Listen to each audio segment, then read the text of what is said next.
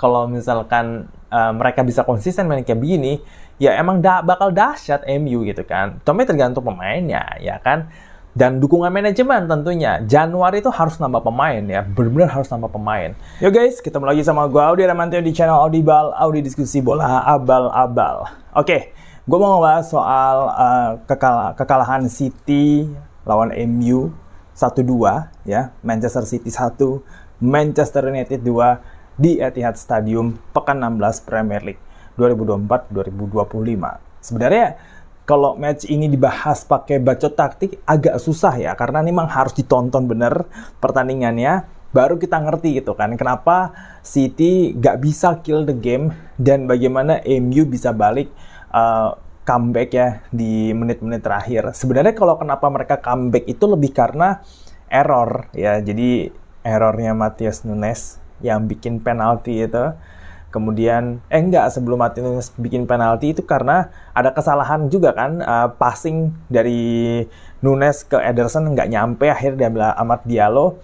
Sebenarnya Amad Diallo tuh kehilangan momentum pada saat itu kan, cuma akhirnya dijegal sama Matheus Nunes, ya udah MU dapat penalti gitu kan. Ya memang kesalahannya berat ada di dia gitu kan. Tapi sebelum kita bahas ke sana ya, kita lihat di MU di era Amorim. Kenapa gue nggak mau bikin review MU di bawah Amorim? Karena terlalu cepat kalau gue bikin pas abis lawan Ipswich ya, atau abis lawan Bodo Glimt gitu, abis lawan Victoria Pleasant sama Nottingham Forest sama Arsenal.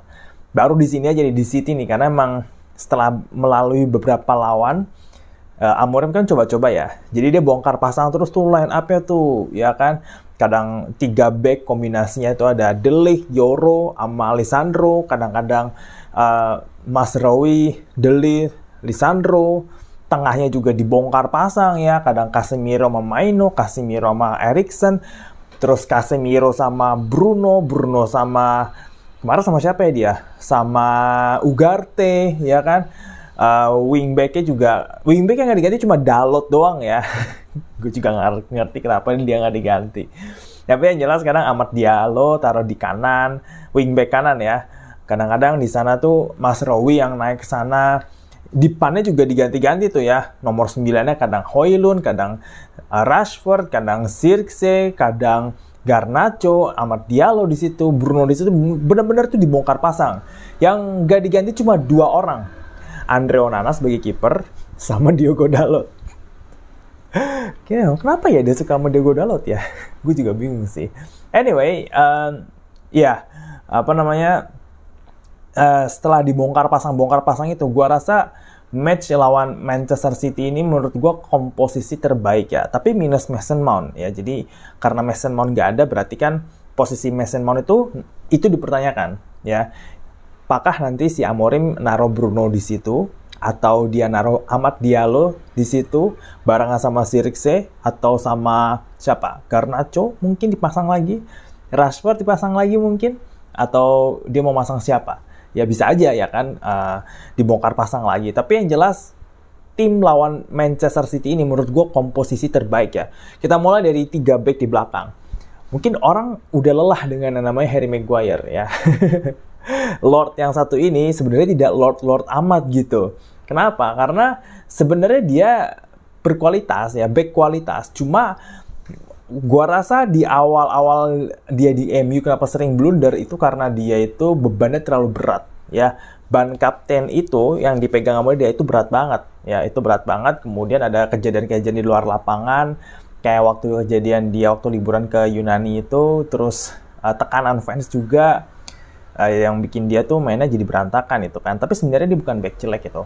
Maguire itu kekuatannya tuh ada di fisik sama duel udara. Dua ini ya. Maguire tuh badannya gede banget ya. Gede loh ya dia. Beratnya kan 100 kilo lebih tuh. Tingginya kan 190-an kalau nggak salah. Nah, keunggulan fisiknya si Maguire dan bodinya dia itu bagus untuk duel udara, duel fisik. That's why kenapa dia ditaruh di back yang bagian tengah, bukan di back yang sisi kanan atau sisi kiri. Karena memang keunggulannya dia di situ. Nah, kejelekan Maguire adalah dia ini lambat, dia ini nggak kuat di pressing. Jadi dia ball posisi penguasaan bolanya nggak gitu bagus gitu. Dan dia bukan kayak Van Dijk gitu yang tenang banget megang bola, bisa umpan lambung ke depan, nyampe lagi umpannya, bisa build up dari belakang. Enggak, dia bukan tipikal Van Dijk gitu. Dia itu memang nggak begitu nyaman kalau di pressing. That's why kenapa ada De Ligt sama Lisandro di kanan kirinya. Dan itu komposisi paling pas. Karena De Ligt paling ya dia masih bisa lari. Dia masih bisa mengatasi pemain-pemain cepat yang ada di situ. Sedangkan Lisandro, ya kita tahu ya dia agresif, dia etos kerjanya keras, dia bisa build up, umpannya dia ke gol keduanya Amad Diallo itu kan dari Lisandro kan. Itu terbukti itu. Untuk build up bisa diserahkan sama Lisandro dan De Ligt gitu. Jadi beban Maguire nggak terlalu berat, dia tugasnya hanya menjaga wilayah pertahanan, berduel fisik, berduel udara, udah. Selebihnya untuk build up ada di De Ligt sama Lisandro. Nah untuk tengahnya kan tadi gue bilang ya masih debatable. Karena Mason Mount nggak ada, artinya Bruno Fernandes bisa aja taruh di depan, bisa aja juga taruh di situ. Tapi kalau gue ngelihatnya ya, Bruno itu kalau ditaruh di tengah, oke sih, ya bagus dia bisa distribusi bola. Tapi menurut gue kalau misalkan dia bisa mobile ya, itu kan lebih baik gitu. Karena sayang aja dia punya sisi naluri nyerang yang cukup tinggi, tapi kalau disuruh main jadi gelandang sentral berdua di situ ya nggak susah gitu kan. Dan so kenapa pasangannya Ugarte paling cocok? Karena Ugarte untuk transisinya dia cepet. Beda sama Casemiro. Nah untuk Maino ya dia rotasiin aja. Karena dia nggak mungkin main bagus setiap match kan. Umurnya kan juga masih muda gitu. Jadi dia nggak bisa dibebani beban terlalu berat. Nah untuk wingback kanan dan wingback kiri, gua rasa wingback kiri ini harus diserahkan kepada Tyler Malacia ya. Karena hanya dia yang tersedia untuk back kiri yang proper. Ya, untuk back kiri yang proper benar-benar kaki kidal ya Tyler Malacia atau Anthony. Kalian jangan ketawain dulu ya sama Anthony ya. Anthony gitu-gitu, dia sebenarnya punya kecepatan. What if kalau Anthony itu ditaruh di kiri? Karena selama ini ditaruh di kanan kan. Gimana kalau ditaruh di kiri? Gimana kalau misalkan Anthony bisa keluar malahan kalau taruh di kiri? Gimana misalkan Anthony bisa kayak Rafinha di Barcelona? Ya kan? Bisa aja. Ya toh Amad Diallo yang kakinya kidal juga ditaruh wingback kanan berjalan kok. Ditaruh di depan berjalan kok. Nah, masalahnya Anthony kan lama main di kanan. Kenapa nggak dicoba ditaruh di kiri? Kenapa nggak kita MU manfaatin aja kecepatan dia untuk melebarkan lapangan, terutama bagian kirinya. Karena dengan Dalot yang ada di situ, Dalot bukan penendang kaki kiri, sehingga untuk crossing, untuk bangun serangan, melebarkan serangan, nusuk dari sayap ke kotak penalti, itu kurang banget Dalot. Tapi kalau Anthony mungkin aja lebih bagus. Atau ya Malacia. Karena Luke Shaw nggak bisa diandalin ya toh. Nah untuk yang kanan, Mazraoui udah jelas harus ada di sana.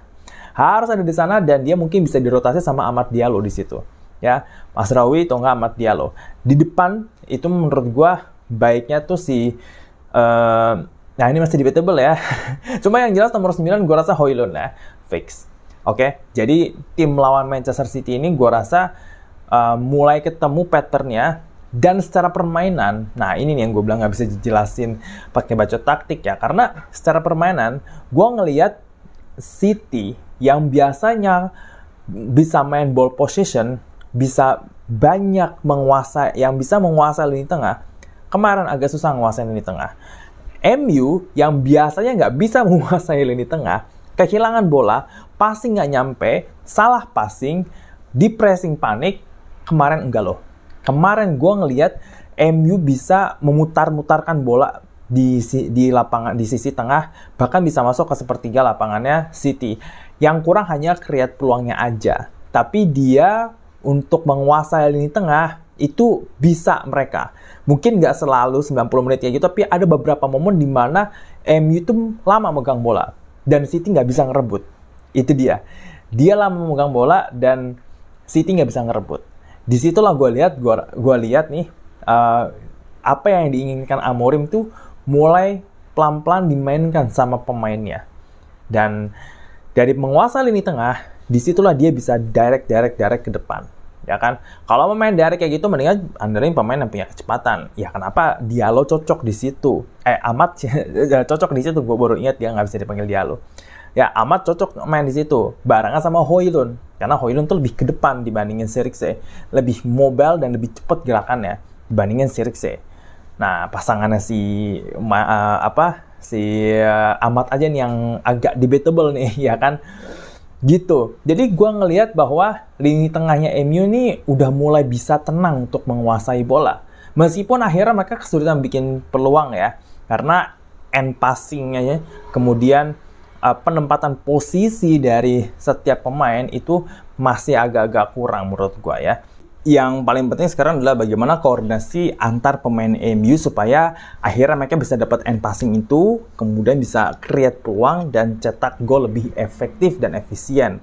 Karena mereka udah bisa nih nguasain lini tengah nih. Jadi misalkan pemain MU itu bisa lebih mencari ruang, nggak kena offside, kemudian lebih berani untuk take on, berani duel, bikin kombinasi di lini tengah, itu gue rasa MU bakal dahsyat banget nih. Cuma masalahnya adalah kualitas pemainnya yang sekarang ya.